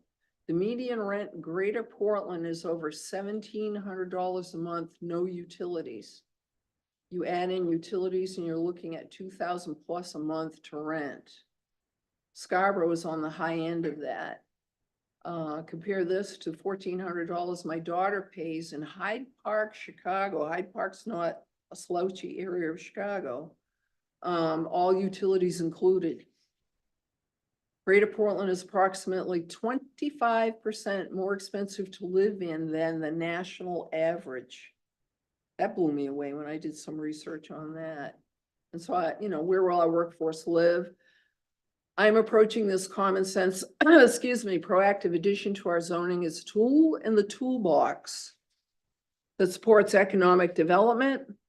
No developer is looking to do conversions at present. There is sufficient review opportunities by future councils and planning boards of any proposals brought forward in future. And then I will remind people of what our planner, Ms. Spears, talked about, was that it's subject to special exemption approvals. So it's got a whole process it has to go through. It's not automatic. I am willing, and I do plan to introduce an amendment that will bring this ordinance, make it subject to growth management permitting. So I'm just asking that the council, consider this as part of being a tool in the toolbox that's available to planners. It's not something that's going to happen right away. As we got a couple of letters from folks, Bill Donovan was one of them, talked about, these are buildings that already exist. They're already being used. There's already traffic in and out of them with people. In fact, it's transient. I call it transient traffic based on the hotel usage. But I would like us to be prepared if we ever have a situation like we did during COVID. Because the other thing is, the hotels ended up being de facto shelters. But anyway, I'm looking to address workforce housing, bottom line. That's it for me. Counselor Shute. Or, so part of the process of this is it goes through a planning board. I encourage my counselors, if you don't, to watch the planning board meetings when things like this go, because it's hard to capture all the comments and the feelings and the concerns that go on in the discussion in a memo. I mean, Autumn does a great job of capturing it, but I think I just want to highlight some of the comments and things that first of all, I'm uncomfortable personally with when something comes forward at the discretion of, after one person. If there was multiple people looking for this, I think maybe it would be more consideration for me. There's currently no one actually asking for this. So I'm not sure why I think that's where I have a concern for that. I know we're in the process of talking about cost to serve, and I feel like it's very vague what the cost to serve is from switching from a motel to a residence. That makes me uncomfortable. Part of the reason I ran was I want to focus on the needs of our current residents. My needs as a resident are not being met right now, so I struggle with bringing in that many more residents and their needs not being met either. The planning board had a lot of discussion around safety around children, safety around the intersection, safety in that area. That is a business zone, and they are right next to the hub, they are near the grocery store. There is zero crosswalks. There aren't sidewalks there. I think there's a lot of safety concerns that were presented with in regards to this particular area. Another one of the comments that come out of the planning board was that hotel living is substandard. So I think one of the things we want to consider is if we are bringing workforce housing, I don't know how many children are come with that, but I do have major concerns about, I mean, you saw specifically, I mean, the fact that we're saying you need to have a place for kids to bus to go. That indicates to me if there's not even a place for a bus to go, I mean, the comment was there's at least 2 properties on this list that they could not, planning board could not see a place for them to create a place for children to even play. Those are concerns to me. I know we have a lot of issues with housing, but as Ms. Bristol just said, we're actually above what the state is actually asking. The one question I did have was, do they pay impact fees with this conversion? Okay, thank you. That's my feedback. Thank you. Counselor Hamel. Yeah, so no one disputes the fact that this is a need. No one takes issue with that.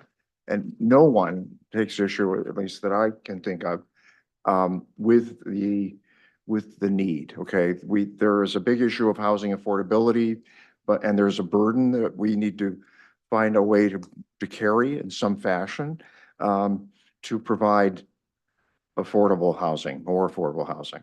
So we're talking about 451 units, and yet we still have not seen an updated analysis with numbers of where we stand with approved building permits and where we stand with our GMO as it exists today. This is all very good and noble, but I'm missing facts and figures. And where's the fact-based decision-making that shows how we're going to pay for this? We keep talking about wanting to update cost to serve, and I know that Councilor Shoup pointed this out. We haven't seen it yet. So how can we go about making a decision like this, and this is already at the second step, without having had the opportunity to do any sort of cost projections? I think that is pure insanity to make a decision like that. And I respect very much Councilor Katarina's commitment to this, but we tend to make decisions like this all the time based on a good principle and never work through how we're going to pay for it. And the people who are going to pay for it are you and me, the taxpayers. We haven't seen our assessment numbers yet, but they're going to be mind numbing. And we're going to have a very, very difficult budget year. There's no discussion, there's no consideration about that. And this sort of approval is going to have long-term financial impact. And it's going to have an immediate term impact on our ability to get, to get a budget passed. So this escapes me. I think this needs to be tabled until we do more analysis and projecting the financial impact. There in the whole Housing Alliance's narrative, I had a hard time finding any numbers in there. And I don't think we should be making decisions like this. Councilor, one final thing is Councilor Anderson is not here to speak about this. He and I were the only 2 people who voted against this in the first reading. I think we need to take time to read through his suggestion that this be tabled. I think it's not appropriate for us to act on this evening. Thanks, Don. For the reminder too, Councilor Anderson, for the record, did submit written comments to be, and they were distributed to the council, but also to be included in the record. He did highlight, just so public's aware, one of the big, many things, but one of the bigger things was a lack of a financial analysis or cost to serve modeling going into this. So he was, of course, encouraging us to hit the pause button on this. I saw Councilor Cushing's hand up first. Councilor Cushing. Hi. So I've been thinking about this a little bit, and to lend a little bit of information into the mix, I just looked at the Fairfield Inn. Its assessed value per our books is $7,547,200. It has 116 units. Nationally, the average occupancy rate for a hotel is 62.7%, and an average room night, maybe a tad high, but 200. So that gives that one hotel 42,340 room nights for those of you who are on Expedia. And if you multiply those numbers together, you get an annual revenue of $5,309,436. Okay, so that's a good chunk of change. And by the way, that income in part justifies that $707 million value and the attendant taxes. So there's 43,419 feet of living area there, and on average 374 square feet per unit. Well, the average conversion to an apartment size would be about 1,000 square feet, give or take. And so that building would break down to 44 units of that size. So now we go back and say, well, what could we rent those for? And so somebody with an income of 75,000 at 30%, and I use some of the same AMI numbers that Jean Marie was talking about, could rent that. Those rents would be around somewhere, I picked maybe a little on the high side, but that's okay for this illustration, close to 1,900 a month. And if you look and say it doesn't all have to be workforce housing, then you could expect that maybe the range would go up to, 2,600, 2,700 a month. So when you calculate those two numbers out, you say that the rents that those would produce would be somewhere between $1 million and $1.4 million a year. So the point is that Fairfield Inn, in order to want to be converted, would have to be really tanking in terms of its income. And I would suspect that that's probably true of the others. And that may in fact be why they're not calling us up saying, hey, can we convert this to workforce housing? Then if you go back again and you say, in California, the cost to convert is $130,000 per unit. I said, well, if I put that number in here, they'll say, my God, we're in Maine, by God, it can't be that high. So I just knocked it down a bit to 50. And at 50,000 per unit, that's 2.2 million bucks to convert it. And if you take that over 25 years at 5%, then your carrying cost is 1.25 a year. So the point is there back of the envelope Excel calculations. It just, the notion of under present circumstances, converting those buildings just doesn't pencil out. It doesn't. So my feeling strongly about this is that I wasn't here when we did the growth ordinance, but what I've been here for is bumping up against the growth ordinance in multiple ways. And the growth ordinance as it relates to the TIF and the CEA and so on and so forth. And I think that we would do better to consider this type of thing within the context of a second look at the growth ordinance. And I think we can do that at a reasonable pace. And we can, again, the public has had a chance to live with it. We have some pretty good analysts out there in the cheap seats who can provide us with some information. And so my feeling about it is that this would be premature. Thank you, Councilor Cushing. Councilor Sather. This was a tough one for me because I know a tremendous amount of work went into developing the proposal and really I appreciate the amount of feedback that was taken. All of the different people who have had eyes on this have been incredibly thoughtful to the extent that Jean Marie is willing to offer a motion to include language about the GMO. And so I feel like this has been like a tremendously collaborative effort to get this to where it is right now. But if I take kind of that piece out of it, for me, I didn't like the conversion when it came to us the first time. And I think that we do have a mechanism in place for individual buildings that would like to do this kind of conversion, and they would come to us in the same way that Candlewood came to us. And we could take them as a case-by-case basis. We're not limiting that kind of activity by not having a different mechanism in place. And so for me, I'm a no in terms of supporting this. Just for a lot of the reasons that other counselors have cited, but I just think that the idea of blanket conversion of the hotel motels is just not something I'm comfortable with. Thank you, Counselor Souther. Counselor Katarina. Yeah, a couple of comments. First of all, I would not agree to table this. I want either an up or down vote on this. And I certainly understand the concerns, but one of the things that I am trying to avoid with this is contract zoning. I dislike contract zoning intensely because when you I'm so used to having a loud voice that I forget, that I hate contract zoning. I dislike it intensely because it's a way to avoid the illegal use of spot zoning. Because I think that it's incumbent upon us as municipal officials to make sure that people are clear about, well, what's the zoning? What property, when I buy a property, you know, what's the impact on my property and my values and whatever, for now and for, you know, the foreseeable future. So that's why I don't like contract zoning. I see this as a way to avoid contract zoning down the line and avoiding, you know, going through all of those issues again.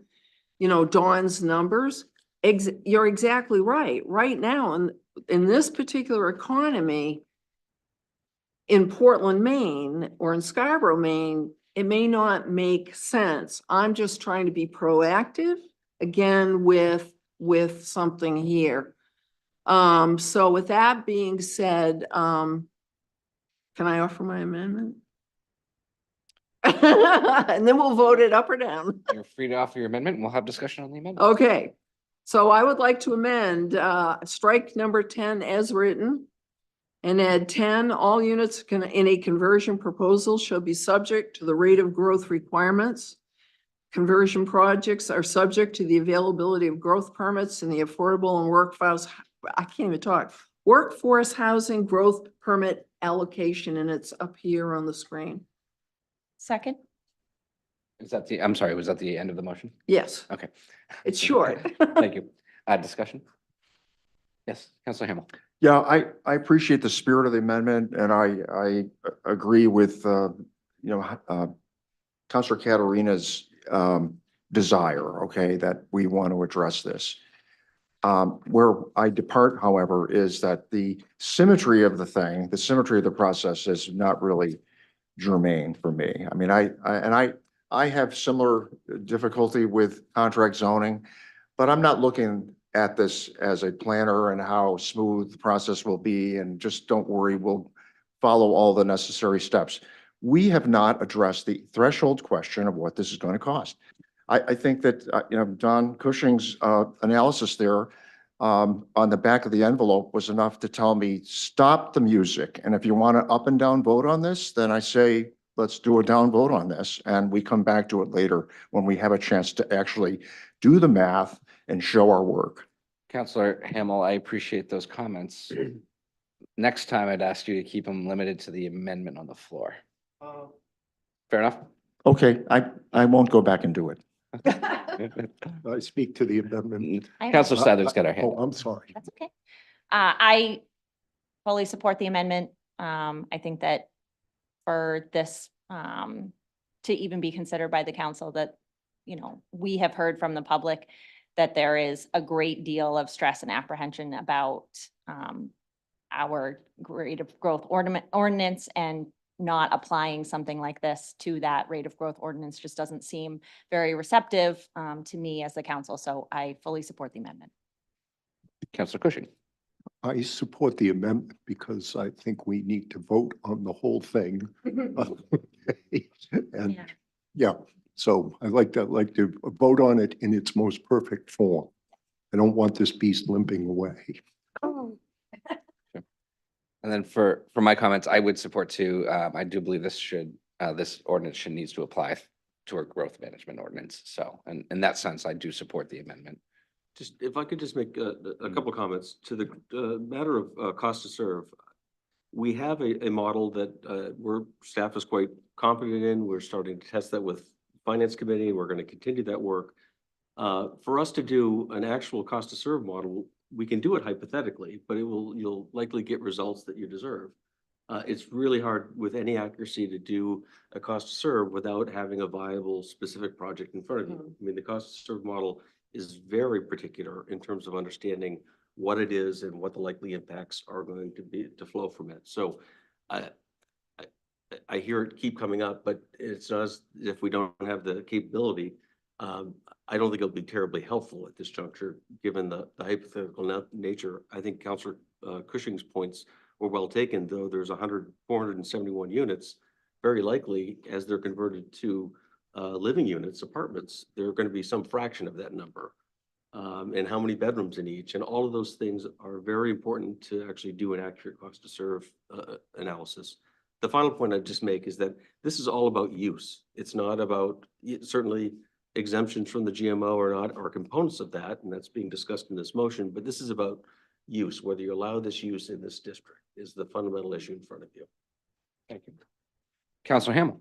May I respond to the town manager's comments about the difficulty of quantifying this? Okay, I take the hypothetical. Okay, let's take a hypothetical case. We Councillor haven't even Hamel, seen can that. we do this during the main motion discussion? I just want to let's get through the you- amendment. So I'll speak to the amendment now. Okay. On a sinking ship, I don't think it makes sense to rearrange the deck chairs. I'm not in favor of the amendment. Any other comments on the amendment or discussion? Okay. All in favor of the amendment to include number 10 be struck as currently written and language that Councillor Catarina has proposed to have it become subject to the GMO? All opposed? I show that as 5-1 that passes amended. Now we're back to the main motion as amended. And Councillor Hamel, would you like to? I've probably said enough already, so I'm not going to, kind of go beyond the close. I think the comments I've made are clear, and we're going to get into this sooner or later. And I think we're heading toward a major financial crisis, and we are whistling, as we walk forward toward that. And I think the sooner we get real with ourselves and start, bracing ourselves for what we're going to be looking at in terms of budget numbers, and this falls right in that same flight path, then we're just deluding ourselves. I don't believe I've provided any comment on on the main motion as amended. I would say this, I don't have a problem with this in theory. I grew up in Wells, and I spent a lot of time, my mom's from Biddeford, so I always spend that time driving in the car, and you would look at these dilapidated buildings and you wonder, like, why doesn't anyone ever do anything with those? Like, part of the answer to that was I was probably too young to understand, might be zoning. So I look at it and say, it's okay to repurpose what we have if it makes sense, right? And is there a process for people to do it? So I am conceptually behind this. Now, whether or not I agree what we have in front of us is what we need to have to make these changes and to make it happen. I'm not sure we're there yet. So my opinion is we're just not there yet. We're close. I think we're closer than we've ever been. I just don't think we're there yet. So that's how I feel about what's before us today. That's where I'm at. Councillor Sadler. Oh, I was Councillor Cushing. Somebody over there had their hand going. I have only one more comment, Mr. Chair. I think that we certainly are, because of the revaluation, are going to face some challenges in our budgeting. But I think it is extreme to characterize it as a major crisis, like our ship is sinking here. And I think that all of the numbers and information I've seen say that we really need to have sharp pencils. We need to be looking at value, and we need to be totally appreciative of what the impacts of anything we do are going to be on the taxpayers. But I personally don't see us as on the verge of a crisis but we should all get our life jackets on. And I just wanted to, my colleague, Don, I know has a little different view of it. I just felt like I wanted to make a counterbalancing point with no criticism of you, sir. Well, I think you'll have the opportunity to go through a budget cycle this year for the first time. I've done it 5 times. This will be my 6th time. So I have some context, and I appreciate your comments. And we'll be getting into this soon. I think these things are totally related. I understand the rationale for getting the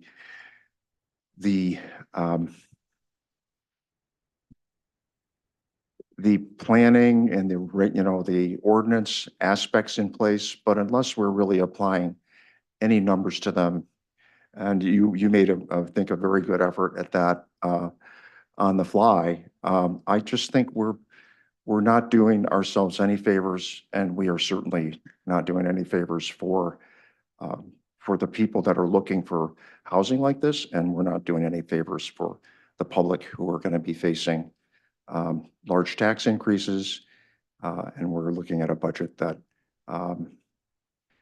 is going to be very challenging this year. So I think this does fit in with that exactly, and I know the altruistic reasons for wanting to do it, but I don't see how this helps us this year, and I don't think I see how this helps us longer term, even advance that goal and actually make a dent on creating affordable housing without knowing how we're going to afford it. Councilor Caterina. I know to weigh in, but I'm going to anyway. Let's see, I've been here through what, 10 cycles? Anyway, it doesn't matter. When I first came on the council, we had 12% tax increase request. So look, I've seen it all. I think we're going to survive. Everything's going to be fine. The world's not caving in on us. So, I would hope that people would just, calm down, calm down. So I would like to see us put this to a vote. You guys vote the way you want. That's fine. I'll still speak to you after the meeting. That's fine. But please know, I just want the public to know that this is a really critical issue. We want to talk about critical issues is workforce housing as we move along for the even if the feds drop the rates on mortgages, housing is not going to be more affordable anytime soon. So I'm just trying to do my part. Thank you. And then I'll just chime in one last time before I'll call the vote. I would say that if this comes back in some form or somebody's going to pick this up in the background, and I'm assuming just based on the vibe that this is probably not going to pass this evening, that I think Ms. Bristol made a really good point as far as if we did want this to apply to a GMO, how does a building, I think that should be thought through. Like how does a developer or whoever's going to convert it, how do they pull from one pool or the other pool? Like what are the rules around that? When do you tap into one versus the other, or do they all come out of one? That's an area that should have been discussed as well. So I thought that was a good point for future reference. And then I understand the discussion around cost to serve, and we also have, as we know, a big school building issue going on right now that we're trying to work through. So while there's nobody knocking on the door to convert right now, we would open ourselves up for that to happen and possibly creating or adding to a problem that we already have here with enrollment and spacing restrictions. So just all of those things I think should be appreciated. And I do hope somebody picks this back up and works it for a little longer, because I think there's some value here. It's just not quite, we're just not quite there. So with that said, I'll call a vote. So all in favor of the motion as amended? All opposed? I'll show that as 5-1, it is defeated. Next item on tonight's agenda. Order number 24-022, public hearing and second reading on the proposed amendments to Chapter 601, the Town of Scarborough Traffic Ordinance, Section 25.A.4, Pine Point, and Section D.25.D, speed limits in certain areas. Angela, welcome. I am here tonight for the public hearing, second reading on a couple of amendments to chapter 601, which is our traffic ordinance. This has been basically started back in October of last year. A couple of problem areas that we're seeing in Pine Point related to parking, as well as some discrepancies around speed limits and how the jurisdiction falls under the Maine Department of Transportation. And so the town of Scarborough actually doesn't have that jurisdiction to set speed limits. So we're doing some corrective action so that we eliminate some errors and omissions in that section by referencing back to the jurisdiction that actually has the ability to set speed limits. So I am happy to answer any questions. I know this has been through ordinance a few times, and again, second reading, so I am happy to answer any other questions you might have. Thanks, Angela. Questions for Angela while she's at the mic? All right, I'm going to turn this over for public comment. If anyone would like to speak from the public, please approach the podium. Seeing none, I'll close public comment. Is there a motion? So moved. Second? I have a motion and a second discussion. Yes, Councilor Hamel. Yes, thanks. This is great work. It's tedious work, and I don't know how you do it, but thank you for your perseverance and your thoroughness, and I think this is going to be well received. It's in much better shape than it was when you started, and I really appreciate it. So I'm supporting this.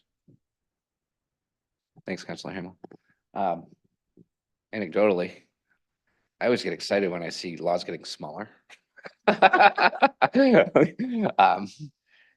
Great to see a couple pages being removed from our book of can and cannots. So anyways, with that, any further discussion, I will call the vote. All in favor? Opposed? Show that is unanimous. Thank you very much. Next item tonight is first reading and schedule a public hearing and a second reading on the proposed amendment to the chapter 313-A, the Town of Scarborough Property Tax Assistant Ordinance, Section 5, determination of eligibility and amount of eligibility. Yes, Tom. Mr. Chairman, this matter comes before you. Really, the council had some discussion around council goals and expressed interest in at least understanding what more we could do, if anything, to provide some property tax relief. As the council, perhaps the public's aware, as the council's aware, and perhaps the public, we have a pretty well-established locally administered and funded property tax assistance ordinance that has been modified slightly over time to improve the document. But essentially, so long as Scarborough residents, taxpayers meet the eligibility requirements, they're eligible for up to $750 rebate on taxes paid. The other reason that this matter has really come to focus is that the state of Maine had a program that they've since discontinued. That program, Scarborough had nothing to do with it other than helping them administer the program. But the reality is we had over 1,800 of our residents take advantage of that program, thankfully. Unfortunately, it was for 1 year.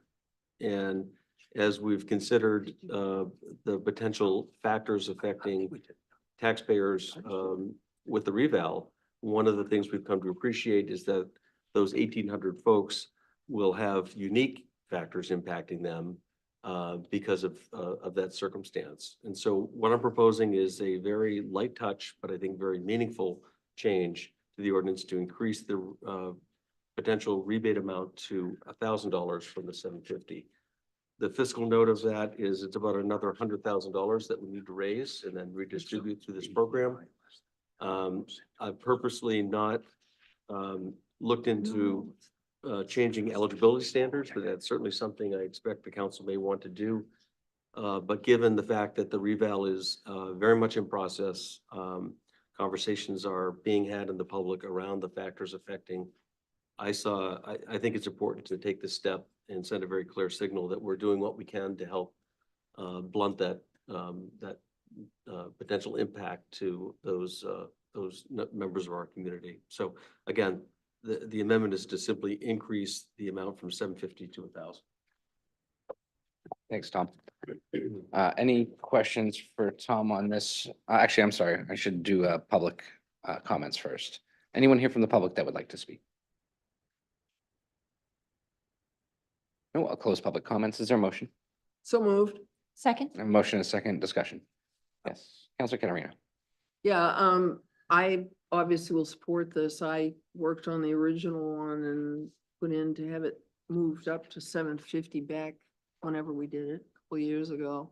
I think it makes a lot of sense. I'm just warning you, I may bring back an amendment just to increase the AGI to line up with what the affordable, the affordable housing, low income housing number is, but I need to look at it and do some more talking, but it's just so you guys will know. So. Counselor Hamel. Yeah, I had a question. So this applies, the current AGI is less than 50,000? So, I mean, these are folks that are in dire need, right? So, and it's below the level that Oh, it's different. Councilor Catarina mentioned. So I think that, every little bit helps. So if we're doing it even for those that are most in need, I think that is worthy. But it does highlight for me the fact of how far off we are in terms of support for this particular segment of the population. They're just not being looked after. Just to put numbers to that, in the last year of the program, in last year's program, we had 401 full participants and full rebate and 22 partials. So we have pretty good participation, and there's no question the eligibility is what defines that. I think at this point, taxpayers ought to be aware that the program exists. There might be a few that are unaware, but I don't think that's the issue. It's really the eligibility. Does it include renters? Yes. Okay. Thanks. Yeah, so Shoop.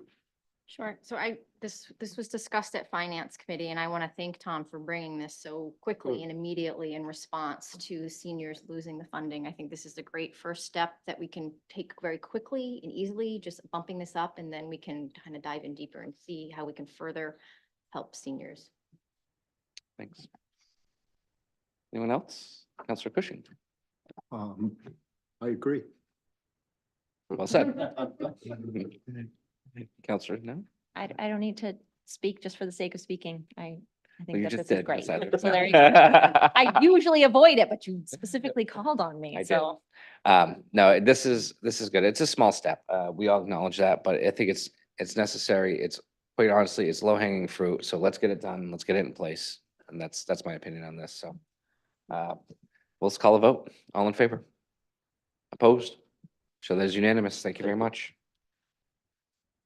Order number 24026, act on the request to move approval on names posted to the various committees and boards by the Appointments and Negotiations Committee at the February 21, 2024 Town Council meeting. Counselor Shoop, are you introducing this by any chance, or Mr. Hawk? Yeah, so at the last meeting, we made some recommendations, and tonight we're asking you to vote on. Do you want me to read in the recommendations? No. No, they're We're good. in the packets. There you go. Thank you. We do have opportunity for public comment. Would anyone like to speak on this item? Seeing none, I'll close public comment. Is there a motion? So moved. Second? Motion and second discussion. Yes, Counselor Hamel. I'd like to applaud the good work of the Appointments and Negotiations Committee, particularly for Coastal Waters and Harbor, as well as the Shellfish Conservation Commission. I believe all of the people that are being appointed have extensive experience in these areas. So I think that's really important, that you have a core of folks on the committee that actually are in that business. So thank you for that. Well, seeing no further discussion, I'll call the vote. All in favor? Opposed? Sure, that is unanimous. Thank you very much. Next is non-action items, which I don't believe we have any. Item number 10, standing special committee reports and liaison reports. Counselor Catarina. Yeah, Maine Municipal Legislative Policy, we continue to meet. We're meeting once a month because there's a bunch of bills. It's crazy up there. I don't know what they're doing, but anyway, it doesn't matter. So we're keeping an eye on things. So I'll just let you know if anything comes up that we need to weigh in on potentially as a council. We've done that in the past. So far, so good. I will tell you, there was a bill from Senator Hickman on cannabis that was like, are you kidding me? He wants cannabis to be treated the same as we do with alcohol in the state. In other words, just open it all up and whatever, but his own committee, I guess, was like, are you kidding? But anyway, just so you'll know that there is that stuff going on in the state. Just a reminder, ordinance is next week, the 13th at 6 o'clock. We will be talking about cannabis. And I'm bringing forward some very draft language. I want to emphasize that on what we may or may not want to do to get the conversation going. And then there's a few things from the planning director. I know conservation had something they wanted to come up, but it's going to be such a long and involved meeting with the cannabis. I'd rather get the cannabis so that I can get that done so we can get out, and we'll do conservation the next month. I'm sorry. Anyway, thank you.